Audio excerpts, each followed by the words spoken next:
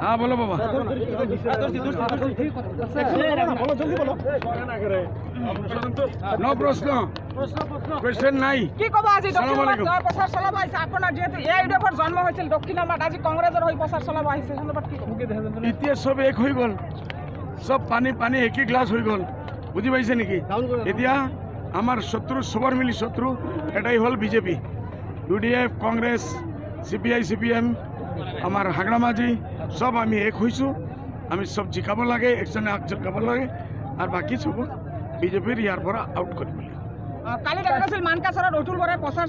চলাব আহি কৈছিলে যদি মই শুনা নাই এজিপিৰ যদি জাবেদক ভোট নিদিয়ে বেহেস্ত নসিব নহব সেই নবত কি কব